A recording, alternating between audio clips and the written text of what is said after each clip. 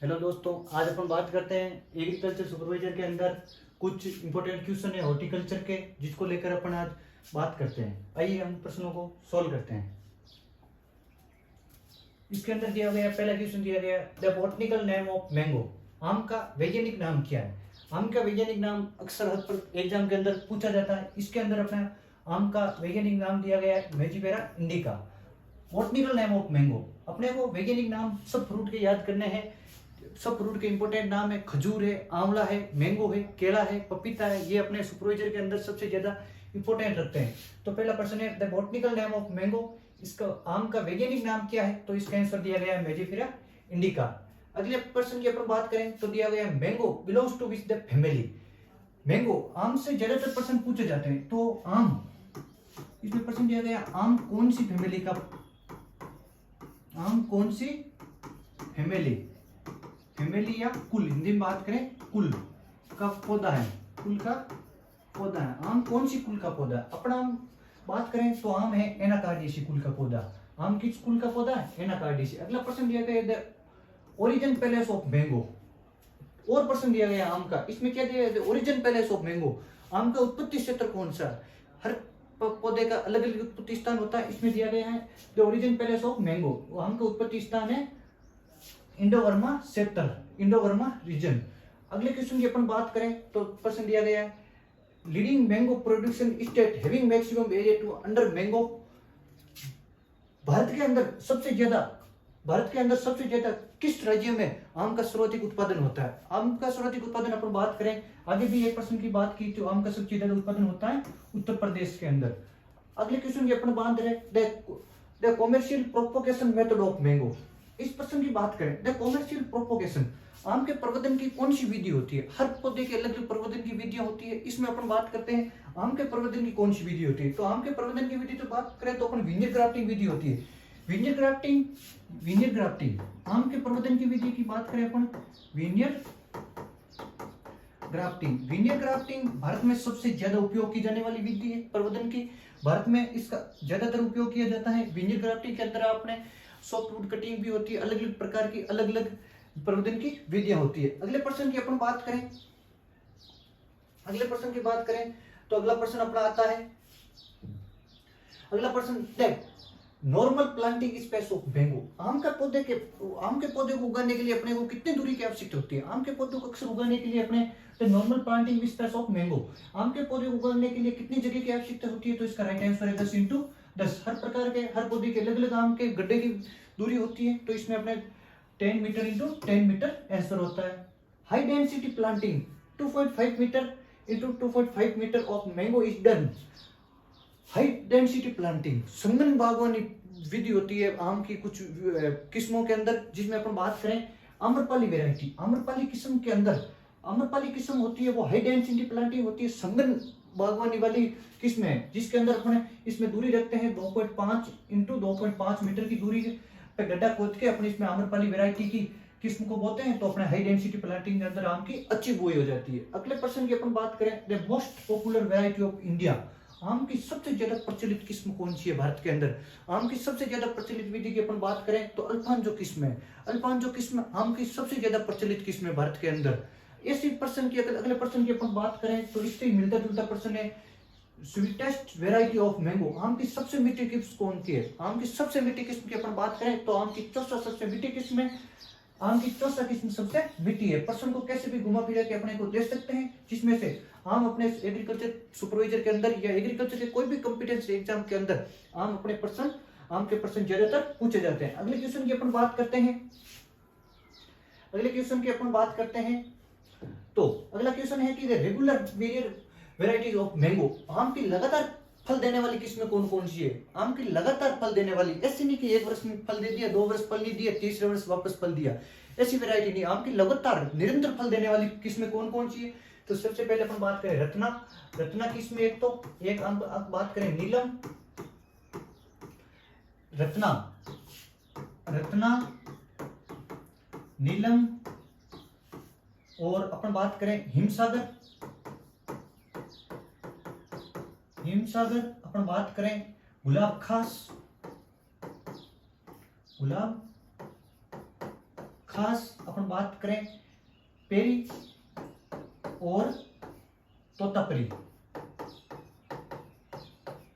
ये कुछ किस्में हैं जो आम को लगातार निरंतर अपने को फल देती है, उत्पादन देती है, प्रोडक्शन देती है। जो किस्में अपने किसकी है, आम की, इसमें सबसे ज्यादा इंपोर्टेंट किस्में रत्ना और नीलम सबसे ज्यादा इंपोर्टेंट किस्में, और आम में बार बार ये किस्में पूछी भी जाती है। इसमें एक अपन बात करें तो गुलाब खास किस्म भी बहुत इंपोर्टेंट होती है। अपनी अगला किस्म आम में भी अगला किस्म है कि सीडलेस वैरायटी ऑफ मैंगो। आम की बीज रहित किस्म कौन सी है? हर प्रकार में हर पौधे में अलग अलग बीज रहित की किस्में होती है, लेकिन अपने किस्म पूछा किसमें, सीडलेस वैरायटी ऑफ मैंगो। आम की बीज रहित किस्म कौन सी है? सिंधु। आम की बीज रहित वैरायटी सिंधु है। ये अक्सर प्रश्न जेईटी आईसीआर के अंदर पूछा जाता है, कोई भी कॉम्पिटिटिव एग्जाम के अंदर ये प्रश्न पुटअप होता है। अगला प्रश्न है अपना मलिका इज ए क्रॉस ऑफ। मलिका किस्म होती है, आम की एक किस्म होती है जो दो किस्मों के मिलाकर बनी होती है, जो कुछ किस्में प्रतिरोधी, रोगों प्रतिरोधी होती है, कुछ किस्में अधिक उत्पादन के लिए होती है। तो यही प्रश्न अपना अगला होता है कि मलिका इज ए क्रॉस ऑफ, मलिका किस्म कौन सी दो किस्मों से बनी होती है? मलिका की अपन बात करें तो मलिका इंटू दशहरी, इन दोनों का क्रॉस करवा के आपस में कौन सी किस्म बनती है? अपने इस मलिका इंटू दशहरी का क्रॉस बनाकर कौन सी किस्म बनी थी? आम्रपाली। कौन सी किस्म बनी थी?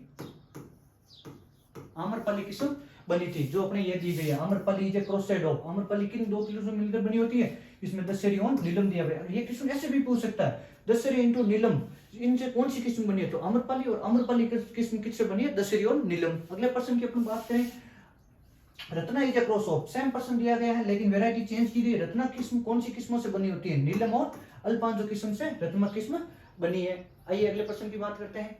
अगला प्रश्न दिया गया है Sindhu is a cross of. Sindhu कौन सी? यही प्रश्न वापस दिया गया है, इनमें केवल वैरायटी चेंज की गई है। सिंधु कौन सी होता है? रत्ना प्लस अल्पांजो किस्म के प्रयोग से बना गया है।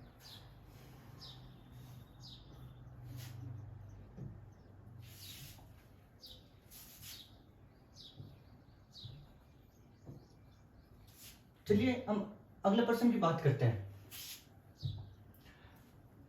Horticulture it is a definition, branches, important and scope. Horticulture के अंदर ज्यादातर अपने नॉर्मल सवाल जनरल हॉर्टिकल्चर से आते हैं, ना कि पेड़ पौधों से इतने अपने सवाल पूछे जाते हैं या अक्सर किस्मों से सवाल पूछे जाते हैं। तो अपन बात करते हैं हॉर्टिकल्चर के अंदर कुछ क्वेश्चन दिए गए हैं जो अपन बताते हैं। Horticulture word of divert form. Horticulture word किस भाषा के सबसे बना है? Horticulture is a Latin word. Horticulture is a Latin word. Horticulture Latin भाषा का शब्द है। हॉर्टिकल्चर कौन सी भाषा का शब्द है? Latin. Horticulture is a Latin word. Horticulture Latin भाषा का शब्द है। अगला प्रश्न दिया गया है ICMR recommended what amount of fruits per day per capita. ICR के अनुसार भारत में आईसीआर के अनुसार कौन प्रतिदिन, आईसीआर के अनुसार पर डे प्रतिदिन फल कितने ग्राम अपने को खाने चाहिए? हर आईसीआर के अंदर अनुसार भी दिया गया है, डब्ल्यूएचओ अनुसार भी दिया गया है, लेकिन अपने को आईसीआर के अनुसार प्रतिदिन फल 120 ग्राम खाने चाहिए। सब्जियों का भी अलग दिया गया है, इसमें अपने को मांस, अंडे, मछली सबका अलग अलग दिया गया है। अगले क्वेश्चन की बात करें, highest amount of vitamin C found in fruits. सबसे बहुत इंपॉर्टेंट क्वेश्चन है, highest amount of vitamin C found in fruits. सबसे ज्यादा मात्रा में विटामिन सी किस फल में पाया जाता है? अगले में हमने आगे भी बात की थी, लाइम, आंवला, बारबडोस चेरी, गुआवा। सबसे ज्यादा विटामिन सी बारबडोस चेरी में पाया जाता है।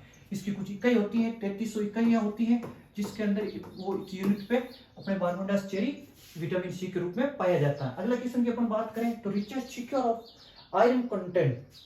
आयरन सबसे ज्यादा कौन से पौधे में पाया जाता है? आयरन सबसे ज्यादा करोंदा में पाया जाता है। ये अपना सही आंसर किया जाता है करोंदा। डेट प्लम भी होता है, एप्पल भी होता है, वॉलनट भी होता है, लेकिन सबसे ज्यादा आयरन अपने को करोंदा के अंदर पाया जाता है। अगले क्वेश्चन की अपन बात करें तो अगला क्वेश्चन है पोमोलॉजी। बहुत इंपॉर्टेंट क्वेश्चन है, pomology divert from which word. Pomology कौन सी भाषा का शब्द है? अपने ऊपर आया था हॉर्टिकल्चर कौन सी भाषा का शब्द है और पोमोलॉजी कौन सी भाषा का शब्द है? पोमोलॉजी शब्द है ग्रीक भाषा का। इसके अंदर एक ध्यान योग्य बात यह देने लगी है कि अगर इसमें अपने को पोमोलॉजी